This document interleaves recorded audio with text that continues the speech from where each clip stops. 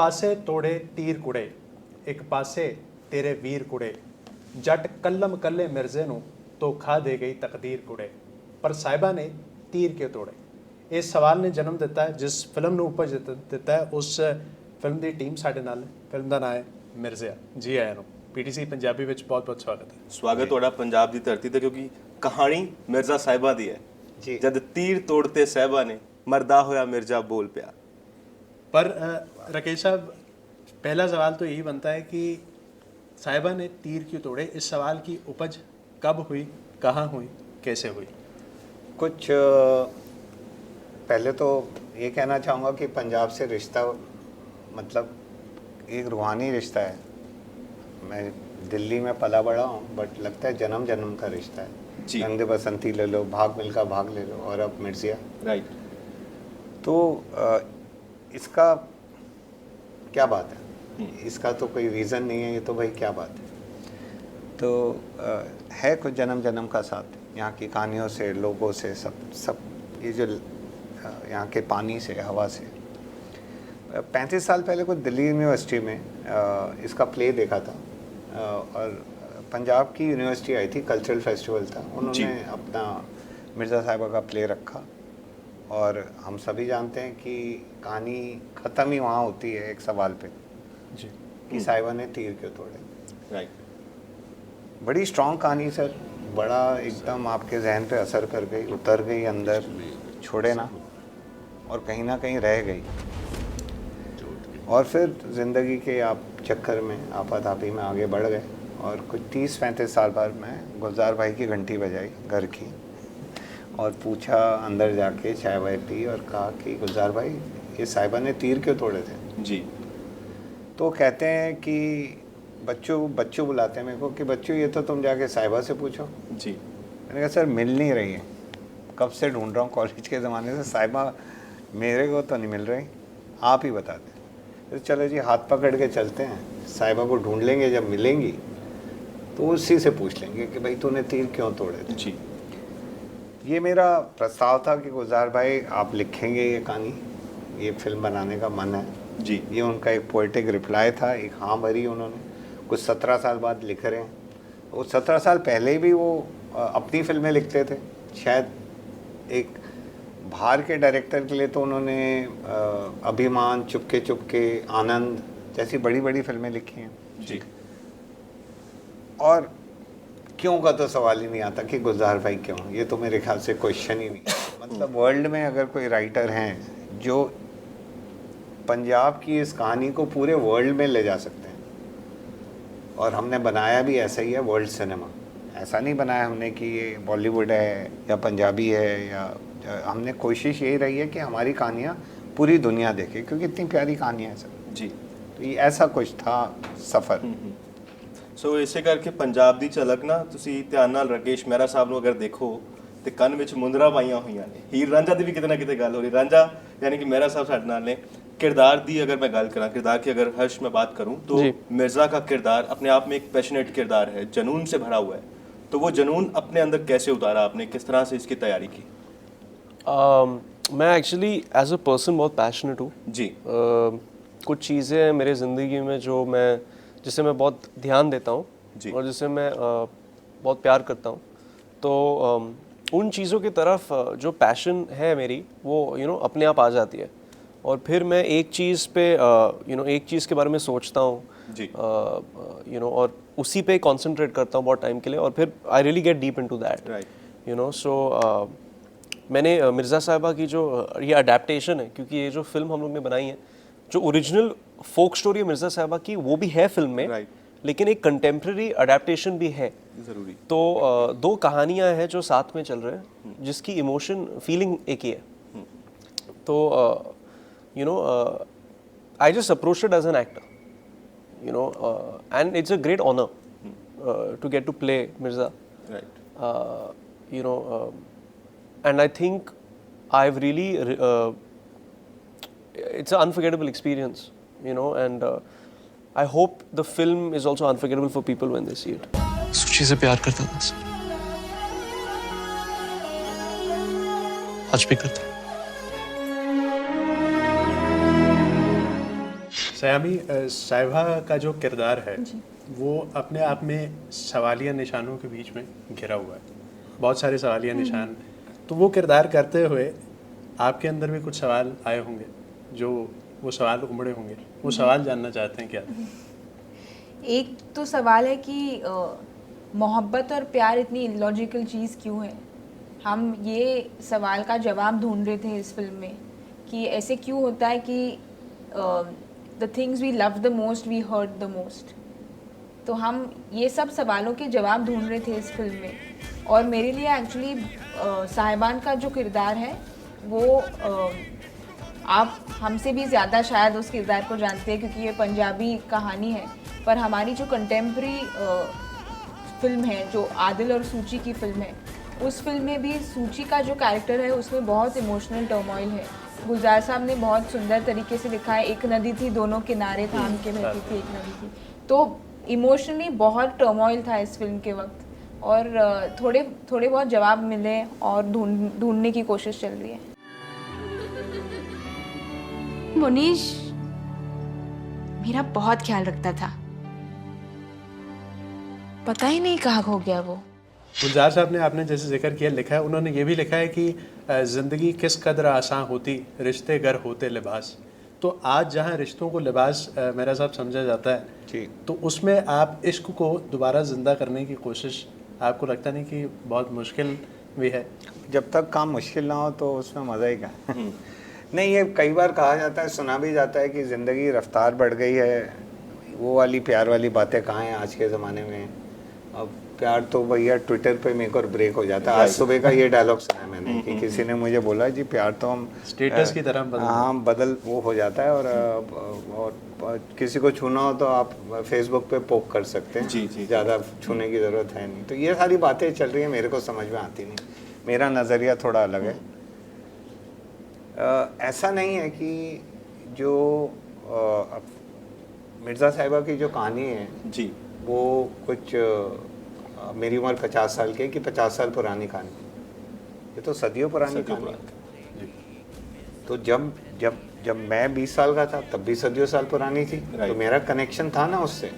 मैं तो अपने इंस्टिंक्ट से जाऊंगा ना, जो मेरे अंदर अंदरूनी जो एक आवाज़ है, मैं तो उससे जाऊंगा। जब मैं अटक गया इतने 30-35 साल, तो अब क्या बदल गया? अब कौन सा चांद वही है, तारे भी वही हैं जो पहले थे, उनकी रफ्तार नहीं बदलेगी, पूरा दिन वही 24 घंटे में घूमता है। सही। ऐसा नहीं हुआ कि ज़िंदगी की रफ्तार बदली जी, तो शायद ये 10 घंटे में दिन रात हो जाती है, 24 ही घंटे लगते हैं। बिल्कुल सही। आपके सर्दियों के बाद बसंत आती है, बसंत के बाद गर्मी आती है, बारिश पड़ती है, फिर ऑटम आता है, फिर सर्दियाँ आ जाती हैं, वो भी नहीं बदला। जी जी जी। तो कहीं ना कहीं प्यार में बीता हुआ वो एक पल आपकी पूरी ज़िंदगी से ज़्यादा लंबा है, ज़्यादा गहरा है, ज़्यादा बड़ा है, और वो हमेशा ऐसा ही रहा है, और आज भी ऐसा है, मेरे ख्याल से हमेशा ऐसा रहेगा। दिल तो आपका उसी स्पीड से धड़क रहा है। दिल तो बच्चा है जी, क्योंकि गुलजार साहब कहते हैं, आपने बात की है क्योंकि प्यार की बात हो रही है यहाँ पर, उदासी की, ट्रेजेडी की बात हो रही है, तो कहीं ना कहीं साझे पंजाब की भी बात होती है जब मिर्ज़ा साहिबा का जिक्र आता है। और आपकी तो सिटिंग्स बहुत ज़्यादा हर्ष और श्यामी से ज़्यादा सिटिंग्स गुलजार साहब से हुई हैं जो उसी पंजाब से आते हैं। तो आप दोनों का कनेक्शन, हर्ष और श्यामी, आपका गुलजार साहब के साथ सिटिंग्स हुई होंगी क्योंकि राइटर हैं वो इस फिल्म के, तो उस पंजाब की झलक आपको गुलजार साहब ने किस तरह से दिखाई इस प्रेम कहानी से जोड़कर? अनफॉर्चुनेटली सर हमारी सिटिंग्स नहीं हुई गुलजार साहब के साथ, क्योंकि राकेश सर मतलब हम we used to work together as a team, Harsh, Rakesh sir और मैं, पर मेरी उनकी गुलजार साहब से मुलाकात फिल्म के बाद हुई। और मुझे तो लगता है कि इस जनरेशन में मैं उनसे रोमांटिक आदमी को कभी मिली ही नहीं। तो पंजाब की बात नहीं हुई, पर पोएट्री की बहुत बात हुई, एस्ट्रोनॉमी की बहुत बात हुई। तो लेकिन मेहरा साहब शायद इस बात का जवाब दे सकते हैं, क्योंकि उस पंजाब की बात ज़रूर हुई होगी क्योंकि उस पंजाब से आते हैं। कहानियाँ कहीं ना कहीं ये एक जो इकलौता पंजाब होता था उसी से जुड़ी हुई हैं, चाहे वो हीर रांझा हो, ससी पुन्नू हो, सोनी माहिवाल हो, या फिर मिर्ज़ा साहिबा हो। जी, अब ये जो ग्रेटर पंजाब है और पूरा बढ़ते बढ़ते नॉर्थ वेस्ट फ्रंटियर हो जाता है जी, तो इसकी बातें, इसका एहसास बहुत ज़्यादा है। और गुलजार भाई के साथ समय बिताते बिताते तो और भी गहरा हो जाता है एहसास। जी। पता नहीं क्यों एक दिन उठ के हमने ये लकीर खींच दी ऐसे। एक कोई सुना है मिस्टर रेडक्लिफ आए थे, 15-17 दिन जिन टॉनिक पी रहे थे और एक एक्चुअली जी जी gin he was living on gin tonic, उनको Right. वो हो गया था और उन्होंने वो शायद उसमें एक लकीर खींच दी, एक नफरत की लकीर जो हम आज तक अपने बच्चों की लाशों से भर रहे हैं और वो खाई बढ़ती चली आ रही है। बट ये सब पुरानी बातें हैं, ये मेरा भूल साहब जाओ। शायद इसीलिए लकीरों की बात गुलजार साहब खुद कहते हैं कि लकीरें हैं तो रहने दो, किसी ने गुस्से में आके शायद खींच दी होंगी। जी जी। तो अब खिंच गई लकीर, खिंच गई जी। अब उसको लेके रौला थोड़ी पाएंगे, वो हो गई जी, खत्म हो गई बात। आगे बढ़े ना लाइफ में। जी जी जी। यूरोप में भी फर्स्ट वर्ल्ड वॉर हुआ, सेकंड वर्ल्ड वॉर हुआ, एक दूसरे के सब खून के प्यासे हो गए, बड़ा हिस्ट्री हुई इनकी, जर्मन, पोलिश, फ्रेंच, इंग्लिश, काफ़ी चीज़ें हुई। जी। आज आप देखो तो करेंसी एक है, नोट एक चलता है, यूरो। आप एक वीज़ा है, शेंगन वीज़ा, एक देश से दूसरे देश में जाने के लिए आपको वीज़ा नहीं लगता। तो मेरे ख्याल से जब इकोनॉमिक फ्रीडम आएगी और डायलॉग से बातें बढ़ेंगी, प्यार से आगे बातें बढ़ेंगी, तो हर चीज़ सुलझ जाएगी।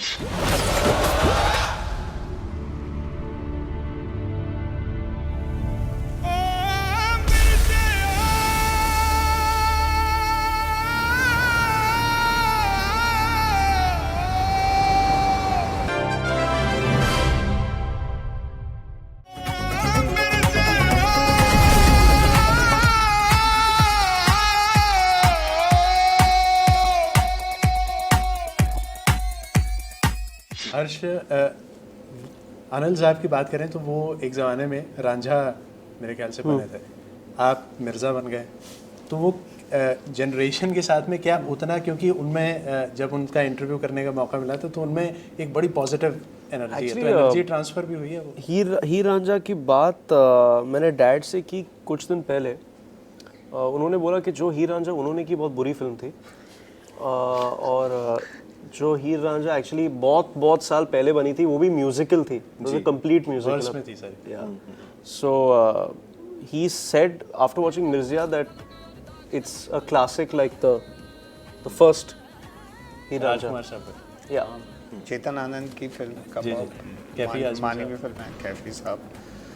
तो ये उसका पता कंपैरिजन, मिले ना खबर यार की मिले, दुश्मन को भी ऐसी सजा, मैंने फिल्म देखी नहीं कभी है। प्यार जी, की जी। मिले। मैंने फिल्म देखी नहीं है, लेकिन दैट्स वो एक कॉन्वर्सेशन हुई थी डैड के साथ, तो उन्होंने बोला था कि उनकी हीर रांझा बहुत बुरी थी, और जो क्लासिक थी इज अ क्लासिक, और यू नो हमारी फिल्म भी एक म्यूजिकल है, जो फिल्म का नरेशन है वो म्यूजिक और लिरिक्स के थ्रू होता है। और मैं एक्चुअली पहले के इंटरव्यूज में बोल चुका हूँ कि जो नरेशन है वो पंजाबी लिरिक्स में है, लिरिक्स में जो दिलेर जी ने वॉइस किए हैं। नूरा सिस्टर्स की बात हो, दलेर मेहंदी साहब की, साईं ज़हूर साहब की, तो इसमें एक लाइन भी आती है कि छमका दी गल हुंदी है, छमक ना मार ला ततीनू ता, तो कहीं ना कहीं उसमें भी चिंगारी की बात है, इश्क की बात है। तो आपसे सवाल यही कि कहीं ना कहीं आज के यूथ को किस तरह से कनेक्ट करेगी, क्योंकि बात हम मिर्ज़ा साहिबा की कर रहे हैं, लेकिन आज के यूथ को भी हमने रखा है, वैसे किरदार रखे हैं, किरदारों की जुबान कैसी होगी? बड़ा प्यारा सवाल है जी, जी। क्योंकि इसी को लेके तो पूरा मज़ा आया था इस खेल का। यही तो बात थी कि हम आज कनेक्ट कैसे करेंगे। और अब वो कनेक्शन क्या है कि उसका कोई एक वर्ड नहीं होता, वो जी। पूरा एक एफर्ट होता है जी। कि पूरा ये विजन जाके कनेक्ट आज के यूथ को करेगा कि नहीं करेगा। तो अगर एक तरफ हम कह रहे हैं कि ना मार काजी चमका ना दे ततीनु ता, पढ़ना साडा रह गया ले आए इश्क लिखा, वो तो हो गई बात। दूसरी तरफ ये भी बोल रहे हैं कि आकाश पर अब कुछ नहीं, आकाश पर तू और मैं, तीन गवाह हैं इश्क के, एक रब, एक तू, एक मैं।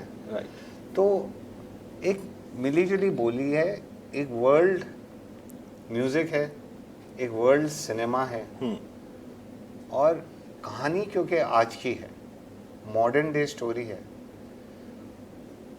और सबसे बड़ी बात ये होती है हम ये सब कुछ कर लें, जो फाइनल कनेक्शन आपका होता है आपके दर्शकों के साथ, वो आपके एक्टर होते हैं। जी तो हमारे फाइनल कनेक्शन रूबरू हमारे साथ बैठे हैं, ये आज के युवक हैं जी। ये परसों के नहीं हैं, हम्म ये आज के हैं।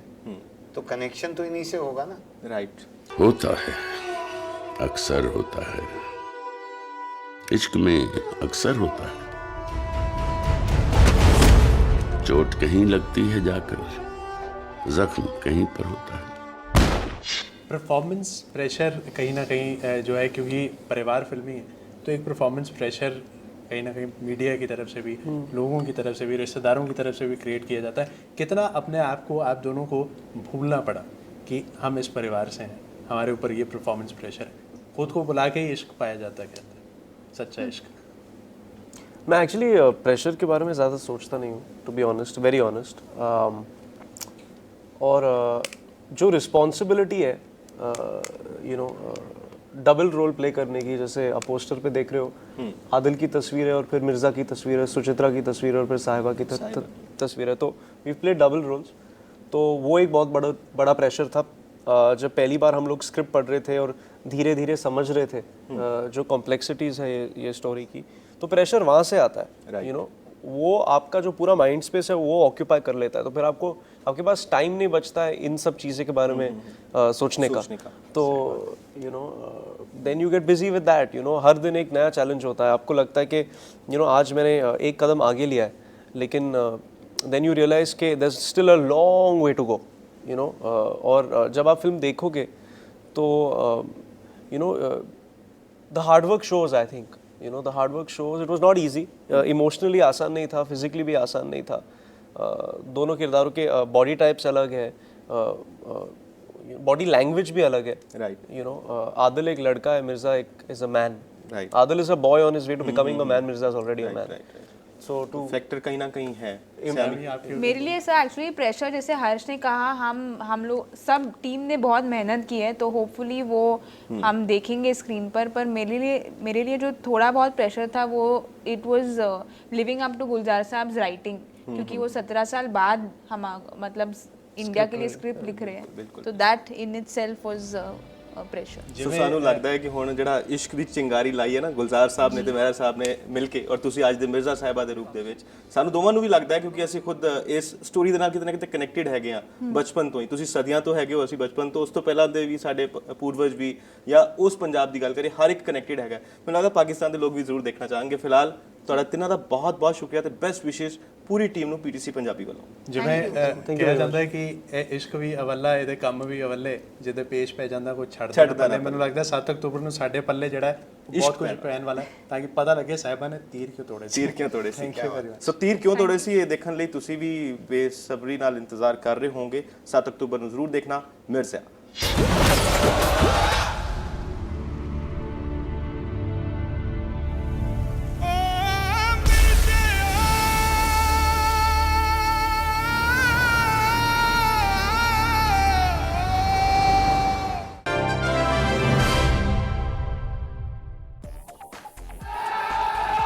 ਪੀਟੀਸੀ ਪੰਜਾਬੀ ਵੱਲੋਂ ਕਰਵਾਏ ਜਾ ਰਹੇ ਮਿਸਟਰ ਪੰਜਾਬ 2016 ਲਈ ਆਡੀਸ਼ਨ ਦਾ ਸਿਲਸਿਲਾ ਜਾਰੀ ਹੈ। ਮਾਝੇ ਦੀ ਧਰਤੀ ਅੰਮ੍ਰਿਤਸਰ ਤੋਂ ਬਾਅਦ ਮਿਸਟਰ ਪੰਜਾਬ ਲਈ ਆਡੀਸ਼ਨ ਦਾ ਕਾਫਲਾ ਪੁੱਜਾ ਦੁਆਬੇ ਦੀ ਧਰਤੀ ਤੇ, ਜਿੱਥੇ ਜਲੰਧਰ ਦੇ KL ਸਹਿਗਲ ਮੈਮੋਰੀਅਲ ਆਡੀਟੋਰੀਅਮ ਵਿੱਚ ਆਡੀਸ਼ਨਸ ਦੀ ਪ੍ਰਕਿਰਿਆ ਨੇਪਰੇ ਚੜ੍ਹੀ।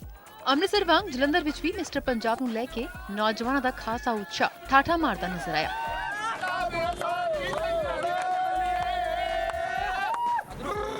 ਬੜਾ ਜੋਸ਼ ਗੱਭਰੂਆਂ ਦੇ ਵਿੱਚ, ਸਾਰੇ ਆਪਣੇ ਆਪਣੇ ਘਰ ਆਡੀਸ਼ਨ ਦੇਣ ਆਏ ਨੇ। ਸੋ ਉਮੀਦ ਕਰਦੇ ਹਾਂ ਕਿ ਆਪਣਾ 100% ਦੇ ਕੇ ਜਾਵਾਂਗੇ। ਖਿੱਚ ਕੇ ਤਿਆਰੀ ਕੀਤੀ ਆਪਾਂ ਜਿੱਤ ਕੇ ਜਾਣਾ, ਇਸ ਵਾਰੀ ਮਿਸਟਰ ਪੰਜਾਬ ਬਣ ਕੇ ਜਾਵਾਂਗੇ, ਫੁੱਲ ਕੌਨਫੀਡੈਂਸ ਹੈਗਾ। ਇਨ ਆਡੀਸ਼ਨਸ ਦੀ ਜਜਮੈਂਟ ਕਰ ਰਹੇ ਰਵਿੰਦਰ ਗਿੱਲ, ਪਰਮਵੀਰ ਸਿੰਘ ਅਤੇ ਤਰੁਣ ਖੰਨਾ ਦਾ ਮੰਨਣਾ ਹੈ ਕਿ ਬੇਸ਼ੱਕ ਜਲੰਧਰ ਦੇ ਕੰਟੈਸਟੈਂਟ ਉਹਨਾਂ ਦੀਆਂ ਉਮੀਦਾਂ ਤੇ ਖਰੇ ਉਤਰੇ ਨੇ, ਪਰ ਮਿਸਟਰ ਪੰਜਾਬ ਦੇ ਖਿਤਾਬ ਤੱਕ ਪਹੁੰਚਣ ਲਈ ਪ੍ਰਤੀਭਾਗੀਆਂ ਨੂੰ ਸਖਤ ਮਿਹਨਤ ਕਰਨੀ ਹੋਵੇਗੀ। ਨਹੀਂ, ਬਹੁਤ ਚੰਗਾ ਜਾ ਰਿਹਾ ਜੀ, ਮੈਂ ਖੁਸ਼ ਹਾਂ ਅੰਮ੍ਰਿਤਸਰ ਨਾਲੋਂ ਜ਼ਿਆਦਾ ਜਲੰਧਰ ਦੇ ਵਿੱਚ। ਸੋ ਬਟ ਫਿਰ ਵੀ ਸਾਡੀਆਂ ਐਕਸਪੈਕਟੇਸ਼ਨਸ ਹੋਰ ਹਲੇ ਜ਼ਿਆਦਾ ਨੇ, तो हले टाइम हैगा लुधियाना और चंडीगढ़। सो मैं यही चाहूँगा कि होर ज़्यादा अच्छे कंटेस्टेंट आउण। ਅਸੀਂ ਜੋ ਵੀ ਮਿਸਟਰ ਪੰਜਾਬ ਲੱਭਾਂਗੇ ਇੱਕਦਮ ਫਸਟ ਕਲਾਸ ਲੱਭਾਂਗੇ ਔਰ ਜ਼ਰੂਰ ਲੱਭਾਂਗੇ, ਔਰ ਤੁਹਾਡੇ ਪੂਰੇ ਸ਼ਰਤਾਂ ਦੇ ਖਰਿਆ ਉਤਰਾਏਗਾ ਬੰਦਾ, ਉਹ ਪੂਰੀ ਪਰਸਨੈਲਿਟੀ ਵਾਲਾ ਬੰਦਾ ਹੋਊਗਾ ਜਿਹੜਾ ਮਿਸਟਰ ਪੰਜਾਬ ਹੋਊਗਾ। ਇਸ ਵਰਗੇ ਕੰਪੀਟੀਸ਼ਨ ਦੇ ਅੰਦਰ ਉਹੀ ਮੁੰਡਾ ਹੋਣਾ ਚਾਹੀਦਾ ਜਿਹਦੇ ਅੰਦਰ ਕੌਨਫੀਡੈਂਸ ਹੋਵੇ। ਪੰਜਾਬੀ ਆਪਣੇ ਕੌਨਫੀਡੈਂਸ ਕਰਕੇ, ਆਪਣੀ ਹਿੰਮਤ ਕਰਕੇ ਸਾਰੀ ਦੁਨੀਆ ਜਾਣਿਆ ਜਾਂਦਾ ਹੈ ਤੇ ਅਸੀਂ ਇੱਥੇ ਮਿਸਟਰ ਪੰਜਾਬ ਨੂੰ ਚੁਣਨ ਲਈ ਬੈਠੇ ਹਾਂ। ਦਰਸ਼ਕਾਂ ਨੂੰ ਦੱਸ ਦਈਏ ਕਿ ਅੰਮ੍ਰਿਤਸਰ ਅਤੇ ਜਲੰਧਰ ਤੋਂ ਬਾਅਦ ਮਿਸਟਰ ਪੰਜਾਬ ਦੇ ਆਡੀਸ਼ਨਸ ਦਾ ਕਾਫਲਾ ਲੁਧਿਆਣਾ ਅਤੇ ਚੰਡੀਗੜ੍ਹ ਦਾ ਰੁਖ ਕਰੇਗਾ। 30 ਸਤੰਬਰ ਤੇ 1 ਅਕਤੂਬਰ ਨੂੰ ਲੁਧਿਆਣਾ ਅਤੇ 2 ਤੇ 3 ਅਕਤੂਬਰ ਨੂੰ ਚੰਡੀਗੜ੍ਹ ਵਿੱਚ ਪ੍ਰਤੀਭਾਗੀਆਂ ਦੀ ਕਾਬਲੀਅਤ ਦੀ ਅਜ਼ਮਾਇਸ਼ ਹੋਵੇਗੀ, ਜਦਕਿ 5 ਤੇ 6 ਅਕਤੂਬਰ ਨੂੰ ਕੰਟੈਸਟੈਂਟਸ ਦੇ ਮੈਗਾ ਆਡੀਸ਼ਨਸ ਹੋਣਗੇ।